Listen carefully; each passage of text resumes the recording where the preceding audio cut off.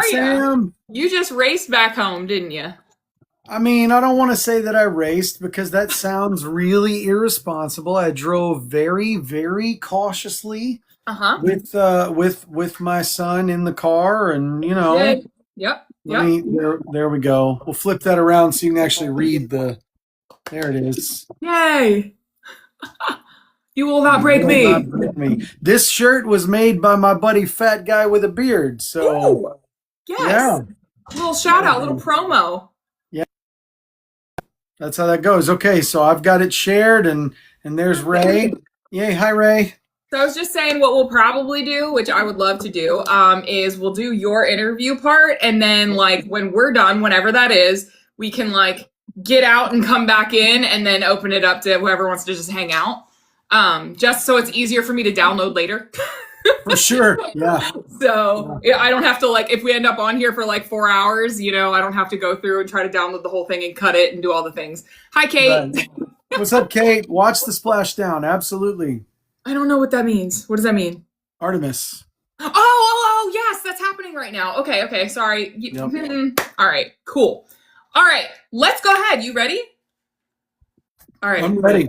Okay, great. I might be a little rusty, so you have to forgive me if I stutter or stumble. Okay, so everyone who doesn't know who is joining us right now, I am going to be interviewing Dylan here, aka Mrstopher, about his book talk journey, his reading journey, and then, like I said, we will hang out after. So feel free to chat along. I will try to get to some of the questions that pop up if you have any, but I have a list, so we'll just kind of see how it rolls. All right, you ready? Yeah. All right, Dylan. What have you always been a reader? Let's start out with that.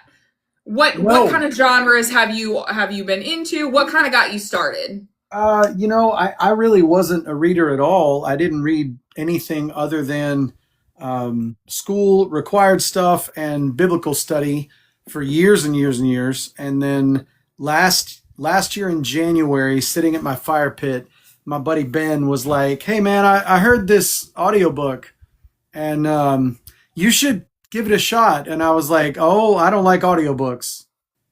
And he said, "Well, this one's about a Coast Guard vet with a cat who talks." And I was like, "What?" And it was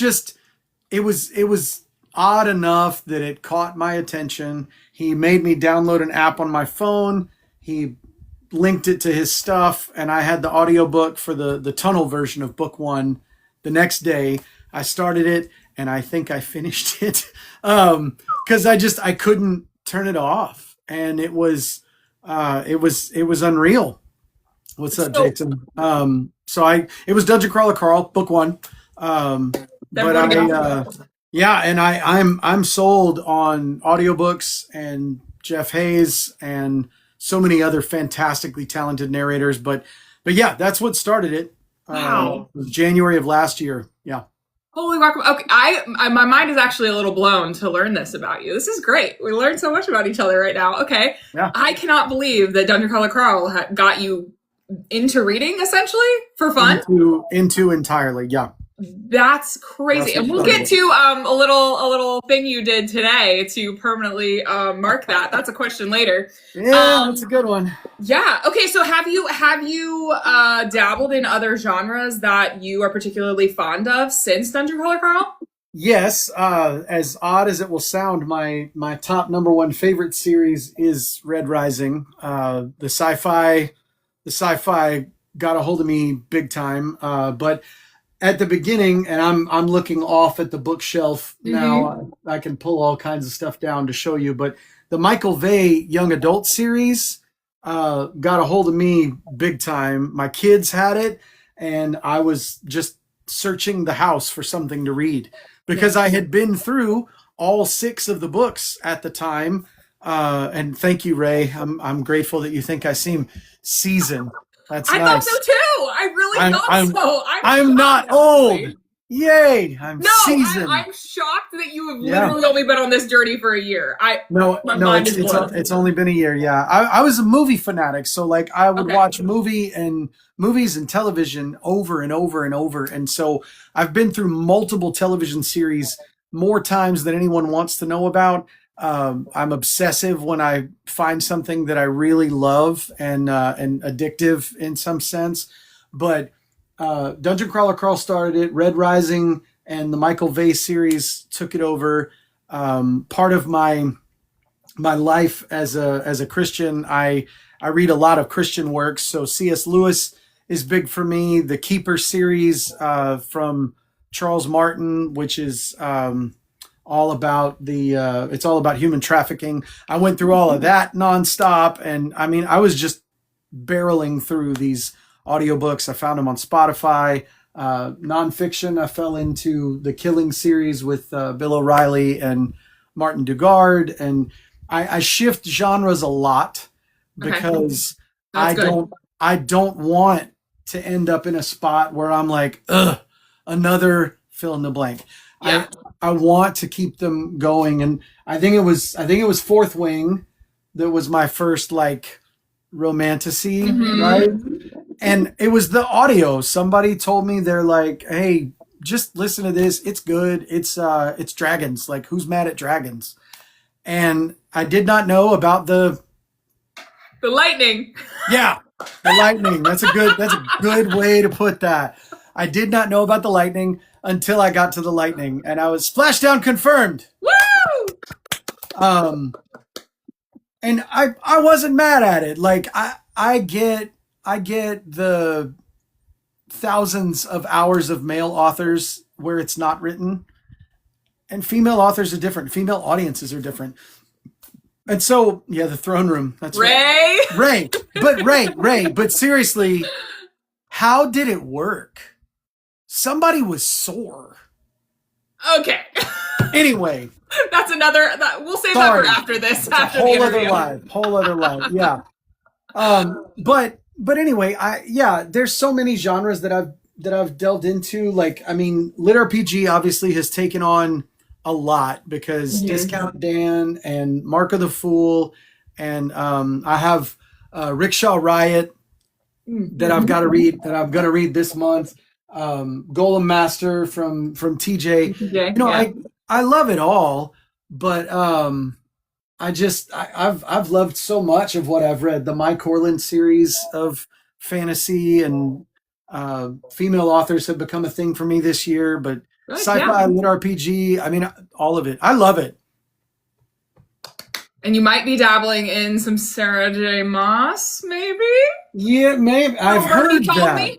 I have heard that. Yeah, that's a maybe. It might happen. You never know. You never know. You never know. But indie authors have also become a big thing. Like Robert York. I'm reading his second book now. I've read TJ's first book. I'm reading one of Kat McNulty's. I've got her books 1 and 2. You know, and they're all people that I met in this community. Like right here. Yeah. And it's been so encouraging to get to sit and visit with them, to get, hey Robert, what's going on? And Robert Ritter is another big fan of Robert York's, but it's been so great to get to know them and get to visit with them. And like, I read my first romance because of Book Talk. I read my first horror because of Book Talk. David Galassi is my first and ever, and only so far, and I'm okay with that. I feel like there's different subgenres too within a genre. So you might not like one side of horror, for example, but maybe something else will catch your fancy. You never know until you try, right? Listen, Jay Taco, I would show it, but the TikTok dad would get mad because TikTok daddy does not like to actually show off those things. But so it's back there. In the background. It's in the background, and it's a schmord is what we're going to call it. Hi, Essie. Hi, Essie. All right. Well, okay. So since you are, I'm just going to call you a newbie into the reading world because it's been a year. When did you start posting on social media? Wow. I think it was in June of last year. Okay. Maybe May. It was June. It was after. So in May, on Memorial Day, my appendix ruptured, which was super fun. 10 days in a hospital, friends.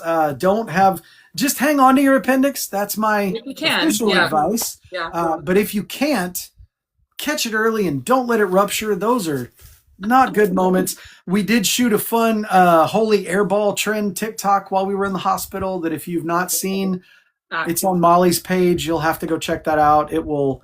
What's up, Richie? Hi, Richie. It will crack you up.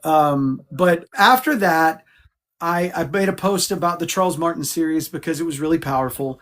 And if you're not connected to the real issue of human trafficking, it's something you need to look into because it's real and it happens. And fiction that is not fiction is a powerful thing that everyone needs to talk about.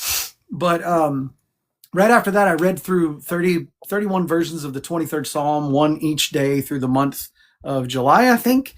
And that's where it all started. I was just, doing that. And then I listened to Red Rising for the first time. I had already been through Dungeon Crawler Carl twice in total by that point.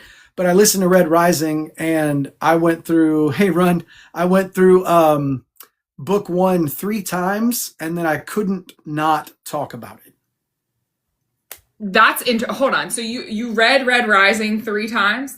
Just the first or the entire thing 3 times? No, the first book only. Interesting. 3 times. It was really good. And there's so much in the special edition that has like the map of the Institute and all that goes on within it. It's baffling to me the way it was set up. And I know people hate on book 1. They're like, oh, it's the worst of the I disagree. I really don't think so. It's like people getting mad at the 3rd book of Dungeon Crawler Carl because they're too busy trying to figure out the way the train maps out. Like book 3 sets up so much that is just vital. But anyway. Okay. So hold on. I was gonna say so many things off of that train of thought, but okay. So after Red Rising, though, that was last summer. You said. Yeah, it was in the summer, and then Molly listened to the first book when we moved our kid to college, and then we drove our kid. Kate, you're so sweet. Thank you, Kate. We drove our kid home, and Molly listened to the first book with me on the way back. She's now in book 5, and has made her first ever book talk posts yesterday because of Dark Age and how mad she is about Pierce Brown's choices within Dark Age. Yes. Wait till Lightbringer. I know. And I told her, like, Dark Age is aptly named and heavy and the thickest of the books, and it's terrifying, and she's not even to the... Anyway. It's fine. Okay, so posting-wise, though, let's get back, like, talking about your posting journey. I started it there, and then there was some tragedy that came up, and I felt like we needed to all just take a minute and pray. It was a national thing, and I don't remember what it was. It doesn't matter because sad things happen, and we should all come together and encourage each other. And so that happened, and a few people followed, and then we went to Florida to move our kid to college. And while we were, yes, I am happily married to Molly. She will probably pop in a minute. So Molly, I think, is in here. She might be, yeah. But we went and I was asking, that's funny, Kate. I was asking Molly, like, how do you engage with all these people who are responding? And she said, well, like, respond with a video. Hey, babe, respond with videos to say, to answer them. It'll generate easy content. Yeah. And so I did that for a couple of days, and we made this one silly TikTok while we were driving over to Florida. We were towing our kid's car, and I turned around and I was like, this guy, like, why is he right on our tail? Yeah. And she turned and made a quick, like, didn't even say anything, just typed on the screen something about, what do we do about this guy tailgating us from Texas? And you can see the wires that go up. You can see that nobody's in the car. It's a Fiat towing behind our expedition. There's no way it's that close. It's been seen over 500,000 times at this point, and the comments went crazy. Solid gold with people telling us to threaten the driver behind us, and it's like there's nobody behind us. So yeah, I started responding with video responses to every comment, and that boosted a little bit. Yeah. And then I made one post about Red Rising, and I found Alicia, the Red Rising Queen. You will summon her if you say her name 2 more times. Yeah, I know. I found her, and then I saw you do a cosplay of Donut. Oh. And I was like, I'm following her. That's fun. Right. And then I didn't talk much for a little bit, but after that I just started commenting, and I found other really encouraging people within the app that were like, hey man, just share what you think. And we started talking about Lord of the Rings, and then we were talking about John Gwynn, and then we were talking about Blake Crouch, and we were talking about Christopher Rocchio, and then I found the Scythe series and started talking about that. And next thing you know, I'm posting something every day. And yeah, you post a lot. It was only like a week ago that I found the voiceover thing where you can do a soundbite and like lip sync over it. That's yeah. Yes, John Gwynn. I was about to say, well, then what types of videos are your favorite to make? I like doing book reviews. I really do, because I think that, especially when I found S.A. Cosby, okay, Boomer, thanks, honey. Love you so much. So when I found S.A. Cosby, I think it was Razorblade Tears. I sat down in here and I turned the light on, and I was like, man, this is one of those stories that, just like Charles Martin's series, it's fiction, but it's not fiction.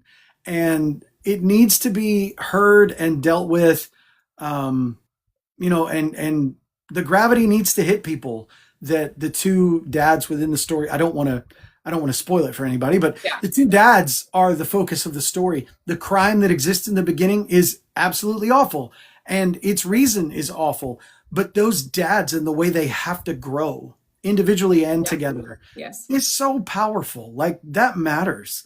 And people need to read about stuff like that. They need to hear about things like that. Agreed. And then you need people like me and you to sit down and say, hey, I'm a dad. I have kids. I have family members who live on both sides of these proverbial tracks. And I understand this, and it hurts. Like, this is awful. Yeah. So yeah, I like those. Buddy Lee is a fantastic character. Yes. No, that was my first S.A. Cosby book, and obviously I have far to go in that realm, but fantastic. I saw you got a couple of others recently. I did. I might have received a few others. You might have received a couple. Yeah, that's a thing. So reviews. You said reviews are your favorite right now, and you just discovered lip sync. So and you might see more of those in the future. You might, and outside of those, honestly, I would say it even if she wasn't sitting in the chat. Like anything I can do unhinged with Molly. Yeah, we eat it up. I love that. You guys can do that together. Yeah, we're complete and total clowns, but we're a wide open book. Our whole life is on display, so you kind of have to be comfortable, I feel like, in a way to post online and just kind of let it kind of all go, essentially. Throw caution to the wind. Your poor kids are mortified.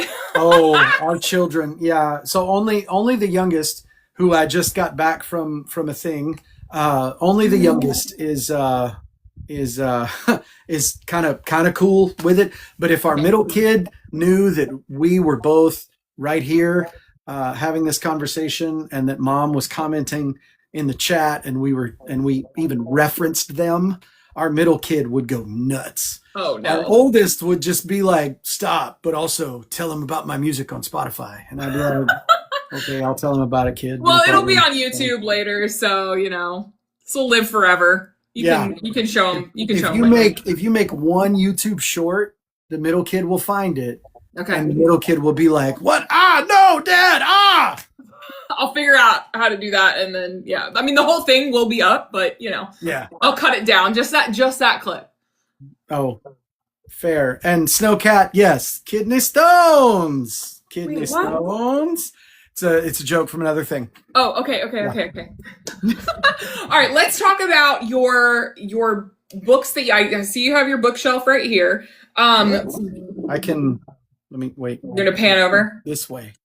There we go. This is one of my favorite questions to ask because there is a range of an answer that I always get, and it will shock me. Let me just ask it. Okay, so out of the amount of books that you own, what percentage of them have you read? If you had to give a guess.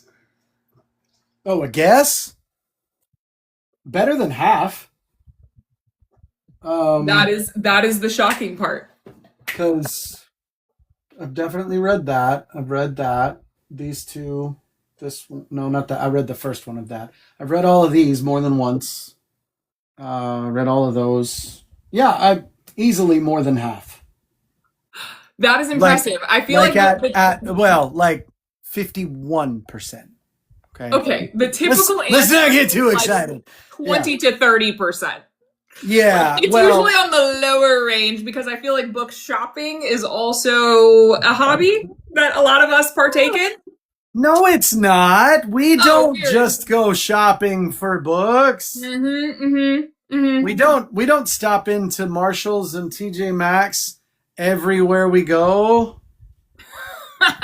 Well, okay, so since you are so new into reading, were you initially like, I gotta buy all the books that I can get my hands on? Were you more of the audio? Like, when did you start your collection, I guess? So I was definitely almost exclusively audio until I went to TJ Maxx with Molly one time. We found a copy of Bury Our Bones in the Midnight Soil, which is up on my autographed section, and it's signed. And it was like $12 in the hardback. And I'm like, I don't even know who V.E. Schwab is. Never heard of her.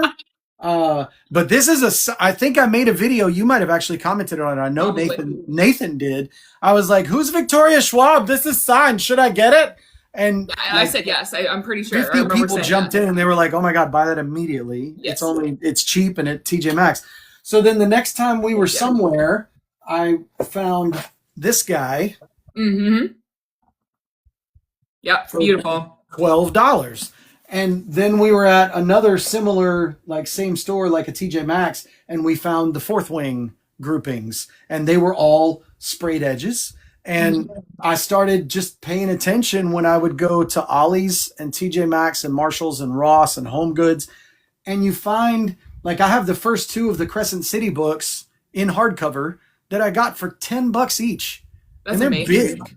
Yes. But they're huge. But like all of these books that you see here, with the exception of this, which was a gift, all of these were found at a TJ Maxx or a Ross or a Marshall's or a Home Goods or an Ollie's for like nothing wrong with that. $15 or less. So some of these down here are different, but there's a lot of fairy mail down here that, and then these guys were on sale and fairy mail and other stuff. But yeah, I mean, I don't know that I'll keep forever adding physical books because I do like having them, but I'm only going to have it if somebody gives it to me as a gift, and then I'll absolutely hang on to it. Or if it's one of the ones like Red Rising or Dungeon Crawler Carl that I've been through. I'm on my 4th run of Dungeon Crawler Carl. Yeah. And we are paying for 3 kids in college. So there's that. You have priorities, have them straight. Yeah. Yes. I mean, the kids definitely come first unless Matt Dinneman's in town on the same day as a major life event, and we already booked for Matt Dinneman. So we're skipping the major life event. We could talk about that later. But yeah, it's one of those things. I don't know. I love having them, but they're not necessary. The audiobooks, I enjoy those more because I work in outside sales professionally, so I'm in my car a lot. And my territory is fairly large. It covers 2 corners of states and Texas and Louisiana. So when I'm driving, sometimes I'm 3-4 hours at a stretch. So I just burn through. You can knock out some books. Yeah, you can really knock them out. And I don't listen. I'm sure you'll ask what pace we listen to. We talk about that all the time. I'm at 2 times almost all the time. Same. So like an 11-hour book is 5.5. Yeah. And I'm done with that in a day. Don't say that in front of Richie. He hates it. I know. And I've told we'll Richie. Argue about that. That's fine. Listen, it's okay. It's okay. We can have a whole podcast on that. We really should. Yeah. Okay. Well, so what would if you were going to purchase, if you had to purchase either audiobooks or physical books, who are like your top 3 auto-buy authors? Auto-buy, Matt Dinniman at this point. Yes. Neil Shusterman. Okay. Is going to be way up there. He's got prequels coming out to the Scythe series, and that's my bully read series. Okay. I will 100% push any and every person to read that. Outside of that, I mean, it'd probably have to be Pierce Brown because I want Red God, but that's really like all he's got left, I guess. And then, I mean, if I had to replace him, maybe Blake Crouch. Okay. Because his 2 books that I've read so far are literal sit-down one-day reads. Mm-hmm. And they're incredible. They're just so good. I need to get to Blake Crouch. I have yet. It's like have it, haven't read it syndrome over here. So yeah. Well, that was James. I mean, I stared at James on your shelf for so long, and Blood Over Brighthaven, which was, it's over here, and I haven't read it yet. But I read the first one. I read Sword of Kaigen before it, so I'm excited about that. But yeah, auto buy, yeah. Yeah, I just saw that. Hi, JD. Yes, you definitely should add Red Rising to your TBR.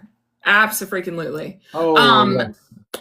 Have you found any books that I'm assuming you get a lot of book suggestions from this little corner of the internet? A hard list of lots of them. have you come across any that you believe might be overhyped? You don't have to name names unless you want to, but I mean, not yet, honestly. I think more what I find is that there are a multitude of people who hype appropriately, and then people who over complain. Because they get all salty about, like, well, I didn't like it. Okay, so you didn't like it. That's fine. I'm okay with that. Well, I mean, what do you mean you didn't like the book that I like? We need to fight now. No, we don't. You may not like all the things that I like. It's okay. And believe it or not, we're gonna live. It's fun. Yep. Grown adults over here. That's how it goes. Like, you really can be a Star Wars and a Star Trek fan at the same time. Hi, IR1. But it's ridiculous that people get mad about what people do and don't like when they read, because it's entirely subjective. And the problem that I see is that if I start a series and I'm an invested guy, one of the guys that I follow, also a Texas man, he says I won't DNF it because I paid for that mess. And he doesn't say mess, but he says right. But he's like, I won't DNF it. I won't. I will finish anything that I buy or anything that I check out, because he's invested either time or money and he's going to go through it. But he'll tell you what he thinks about it when it's done. So I like his philosophy because he's supportive of the artist. I disagreed when I got to the 4th book of one particular lit RPG series that was a little crunchier than I wanted it to be. Mm-hmm. And it got to a point where I was just like, the first book was incredible. The second book kind of fell off. The third book was meh, but it wasn't terrible. But also, then you get to the 4th one, and the start of it was just like, okay, nope, this is dumb. It's lost me.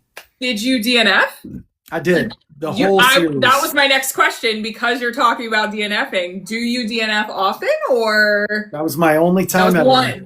I've never done it before, and I'm trying not to do it again, because I agree that, like, an artist puts something out, we should, like, if you pick it up and you open it, especially if you pay for it. Yeah. Now, I mean, you paid for it, so do whatever you want with it. Right. Somebody put their heart and soul into something, so, like, at least give it a shot. We have a mutual friend who DNFs after 50 pages if he's not already in. Yes. I disagree with Doquavion and Dolene's father. I'm not a fan of that particular thing. Is D here? Is D in the room with us? I don't think D's here. He might be if if we talk about his sourdough children too much, but I don't think he's here currently. No. Have any books, I guess, have any books that you finished other than that one, kind of let you down though? Like you weren't quite feeling it afterwards, other than that one? I think the ending of Onyx Storm was a letdown a little bit, but that's mostly because there wasn't a book to leap right into, and the cliffhanger was like, what? Yeah, I honestly couldn't tell you what happened in that book. I feel like I think I read it. I'm pretty sure I read it, but yeah, it wasn't bad though. I can't really think of any others though. I've just enjoyed the escape. Like it's nice. Yeah, Onyx Storm was a letdown. Yeah. It was, I don't know. She's doing better as an author than I am, so I can't say too much. What up, Jake? How you doing, man? I love that guy. I know. I just like mouthed it like "Hi, Jake" as you were talking. I didn't want to interrupt. I can't. Yeah. If I see him pop in, I'm saying hi. That dude. Oh, for sure. That dude's pure inspiration and fireball energy. Oh yeah, morning. He's got his motivational speeches for me sometimes in the morning. It's fantastic. In the morning. Yeah, fantastic. I love it. I love it. He doesn't need coffee. He is coffee. Amen. Anyway. All right, so wow, I just lost my complete train of thought. A really good question. Dylan, do you have any bookish tattoos that you would like to share with the class? As it happens, I literally came home with one today. Show it off. Do this without this falling over. It's inverted, so this is difficult, but you will not break me. So good. You will not. So good. And this artist is not on TikTok. He's on that other photo-based app that we could maybe talk about one day, but it's in my post along with his handle is in a post that I made because my middle kid and I, when they turned 18, went to go get a tattoo, which was this one. Wow, the inverted thing is really, really tough on me. Anyway, so there's that. And then my little one and I went and did this. And I say little, if you watch the video, you'll see that he's a flippin' giant next to his dad.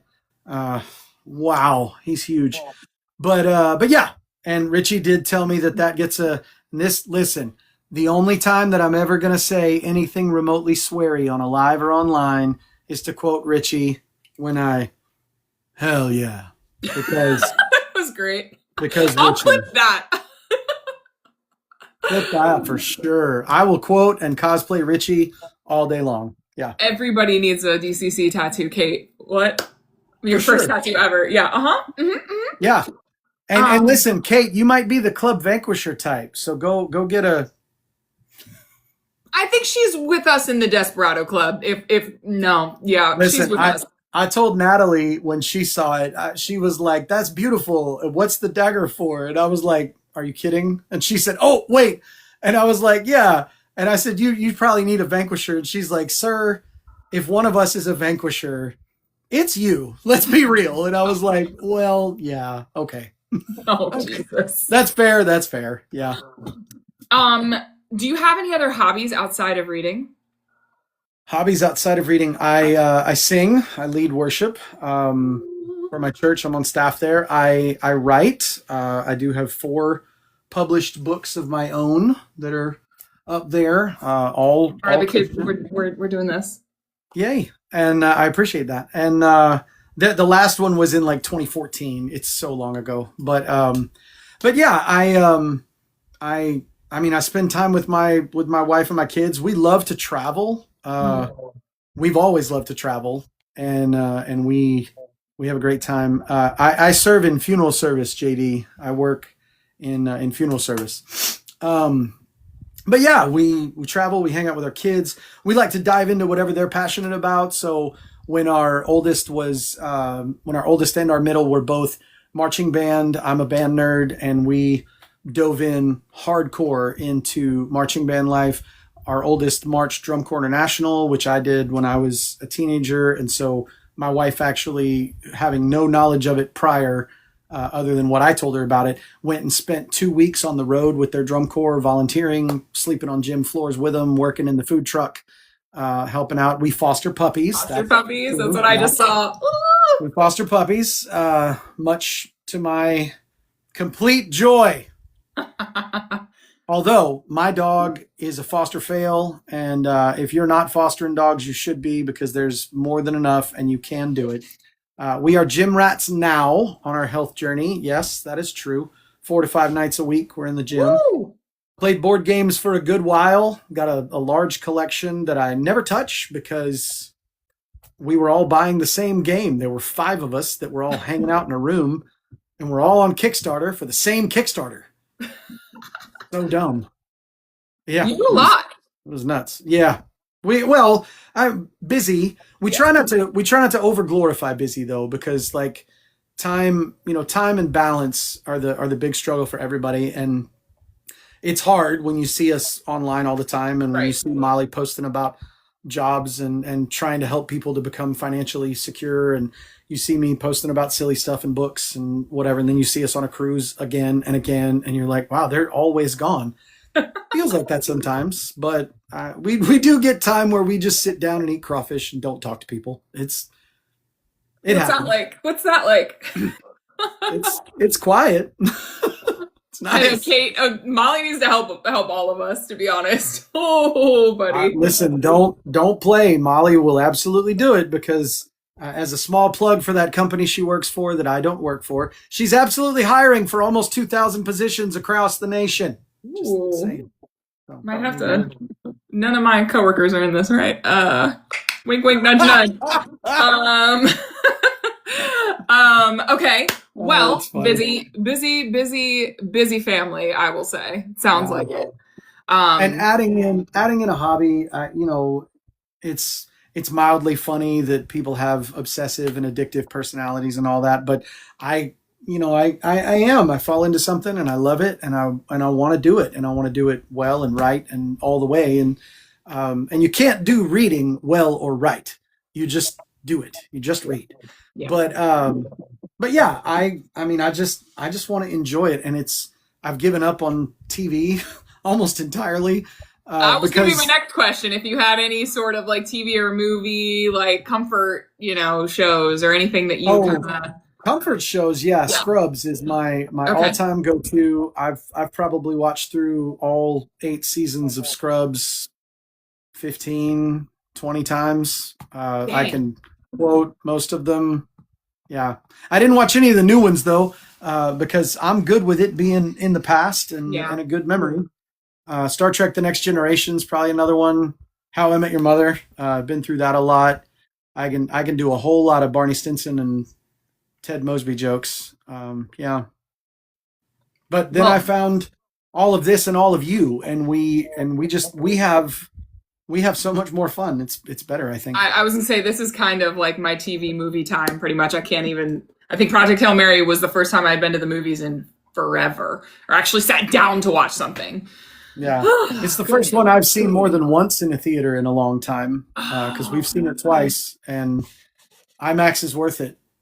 Was it just as good the second time? Yeah. Every bit. Even Molly would say, she'll say in the comments, I'm sure of it, that it was just as good the second time. And better than the book. JD says better than the book. I know. Now I want to see. I don't know about that. Yeah, I don't know. The book's pretty strong, man. we've got our last 2 questions that are more like fun ones for you. If you were stranded on an island and you could only have one book, not a series, just one book for the rest of your life to read, what would it be? The Screw Tape Letters by C.S. Lewis. Oh, okay. I listen through the audio for that once a month. Really? Mm-hmm. How many times have you read it? I did it 10 times last year. This year, 3 already. Wow. Oh, okay, Bible, Molly. Yeah, you're right. Golly. That's rough. Having her in the peanut gallery is interesting. She's not wrong though. But no, I mean, It would definitely be the Screw Tape Letters. There's so much wisdom in that, that's applicable when it was written and still today. Anybody who's never read C.S. Lewis's work, I would strongly recommend that you go through it. It will open your eyes to so many things, and he is incredibly powerful as an author. Very I love unique. that answer. No, I need to clearly add some of that to my life. And it's on YouTube. The YouTube audio is narrated by John Cleese Okay. from the Monty Python troupe, Okay. and his narration is on par with the greats like Ray Porter and Emily Uzeller and Jessica Threet and Jeff Hayes. I mean, he's way up there. It's good, and it'll keep you going. I will add it to the list, to the ever growing list that does not ever get shorter, ever. All right, you ready for my favorite question that has nothing to do with books? Okay, nothing to do with books. Nothing to do with books. And then we, like I said to everybody, we will jump off and then hop back on basically right after this. But my favorite question, because I feel like this is very telling about people. What would your death row meal be? I'm talking drinks, apps, entree, dessert, the whole thing. Death row. Your last meal. What is it? What are we starting with? As if I'm your waiter. What would you like to drink, sir? What are we starting with? Whew. I mean, if it's last and final forever, Yes. You can have multiple drinks. We can start with something. then I'm gonna have to have an old fashioned. Okay. I probably will end up with a fully leaded Coke or Dr. Pepper, Okay. because I can't drink those anymore. So, but if I'm about to go, Yeah. I'm gonna enjoy it This is it. all Yep. the way through. Okay. And then, you know, I'm torn between the fact that I really would want all of the parts of a Chili's triple dipper, which you can't. You'll know in just a couple of months. I'm so excited for July. Yeah.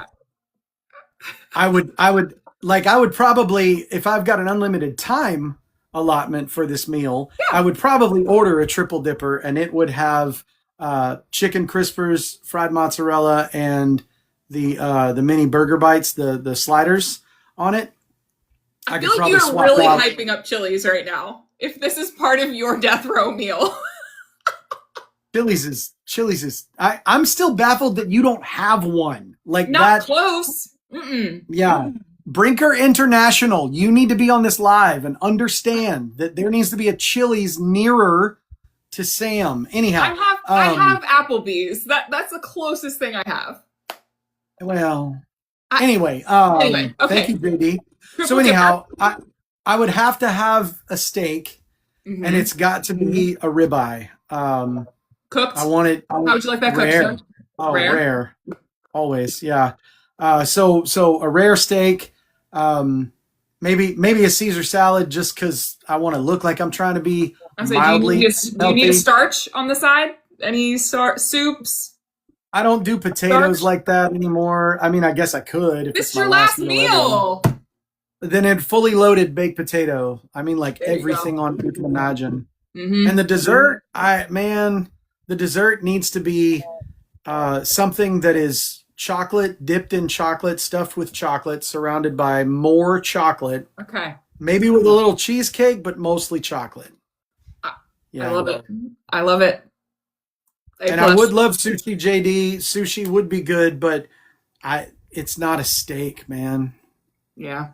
Sushi is so good though, and I love it, but it's not a sit down and just, just enjoy yourself. I get it. Mm-hmm. Slow moving. All right, Dylan, thank you for coming on here and reviving my interviews.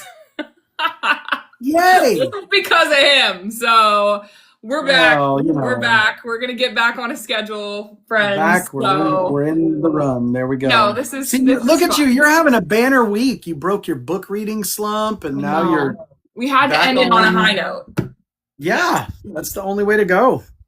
All right, we're gonna jump off and then jump right back on. So we'll see you in a second, folks. Yeah. Have a great 2-second break. Thanks, Sam. Thank you.